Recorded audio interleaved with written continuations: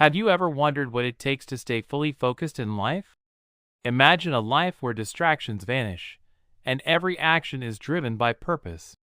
Today, we explore the timeless wisdom of Miyamoto Musashi, Japan's greatest swordsman, whose life was a masterclass in ultimate focus, remained undefeated in over 60 duels. After surviving the Battle of Sekigahara, he became a ronin, a masterless samurai. Beyond his unparalleled swordsmanship, Musashi was a philosopher, artist, and devoted Buddhist. Before his death, he left 21 principles, the Dokkōdō, centered on cultivating unwavering focus. Musashi's life was built on restraint, sacrifice, discipline, and detachment from pleasure, not just as moral ideals, but as tools to sharpen focus. In this video, we will explore 7 of his principles and see how each helps channel energy toward a meaningful path without distraction. 1. Never let yourself be saddened by a separation. Separation comes in many forms. Temporary, like a friend moving away, or permanent, like the death of a loved one.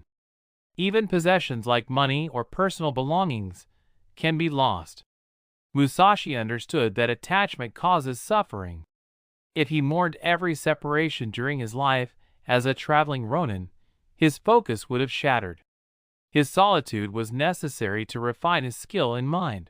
Buddhism teaches that possessions are illusions. We do not truly own anything beyond our mental faculties. Musashi's awareness of impermanence allowed him to embrace life fully, without being paralyzed by loss. As a warrior, he faced death constantly, enemies, allies, even his own. Acceptance of impermanence kept him steady, letting him focus on practice rather than grief. Recognize that separation is natural. By accepting it, focus remains unbroken. 2. Resentment and complaint are appropriate neither for oneself nor for others. Today, this is most visible on social media. We spend hours scrolling, comparing our lives with others. Someone's travel, someone's success, or someone's perfect relationship often makes us feel envy inside. If Musashi had wasted time in jealousy or complaints, he would never have progressed in his training. The same applies to us. Instead of wasting time looking at others, the real strength is to focus on improving ourselves. Musashi met countless individuals, some foolish, rude, or ungrateful. None of these distracted him from his training. Complaints would have only consumed time and energy. Buddhism and Stoicism emphasize accepting reality.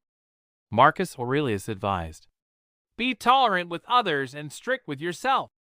Musashi practiced this by focusing on improving himself, rather than blaming the world.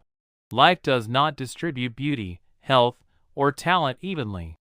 Recognizing this prevents wasted energy on resentment. Concentrate on personal growth, rather than external injustice. 3. Do not let yourself be guided by lust or romantic love. Musashi cautioned against eros, passionate love driven by desire. In modern society, romance is often glorified, but it can cloud judgment. Decisions made under its influence can compromise work, personal boundaries, or even morality. Buddhism highlights the dangers of uncontrolled desire.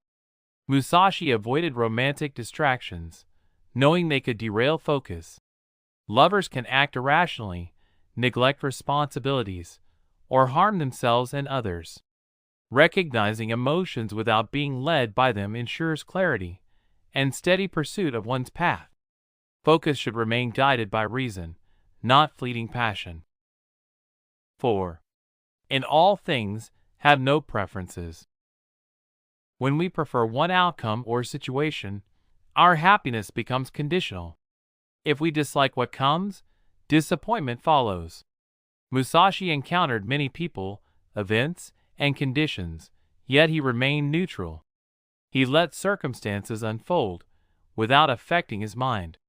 Stoicism teaches acceptance of what is beyond control. By maintaining equanimity, focus is independent of external results. A warrior dependent on favorable outcomes is vulnerable. Neutrality fosters consistency in practice and calm judgment. True focus requires freedom from preference. Embrace what comes. 5. Be indifferent to where you live. Musashi lived in castles, caves, and temporary lodgings. He remained centered on his way, regardless of comfort or aesthetics. Modern people often overvalue homes, furniture, or neighborhoods, causing unnecessary dissatisfaction. Contentment arises internally, not externally. A peaceful mind transforms any dwelling into a suitable home. Moving to a new home may briefly satisfy, but without internal contentment, unhappiness returns. Musashi's focus never depended on his surroundings, only on his discipline and training. True focus is maintained when your environment cannot disturb your inner balance. 6. Do not pursue the taste of good food. Indulging in rich meals or drinks can distract and overstimulate. Stoics warned that habituation to luxury dulls appreciation of simplicity. Musashi avoided gluttony, knowing moderation protects both health and attention. Zeno of Citium advocated simple eating to cultivate self-control. Musashi followed a similar principle, ensuring energy for practice, rather than sensory pleasure. Overeating creates dependency on indulgence. Musashi's focus remained sharp, because he did not chase ephemeral satisfaction. Food should nourish, not dominate, the mind.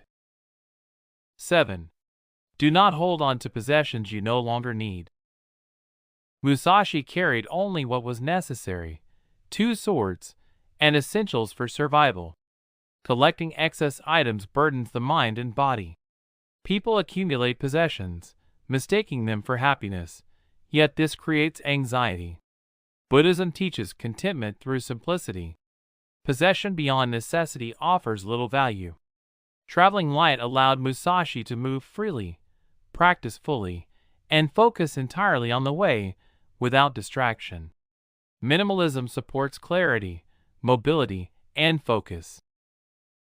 Across these 7 principles, the common thread is focus. Whether facing loss, desire, injustice, or comfort, Musashi shows that detachment, discipline, and mindfulness preserve our ability to act purposefully. Modern life offers countless distractions, but by practicing restraint, acceptance, and simplicity, we too can live with focused intent. If you found these lessons valuable, subscribe for the next part, where we explore Musashi's remaining principles and how they can transform your daily life. And tell me in the comments, which of Musashi's principles resonates with you the most?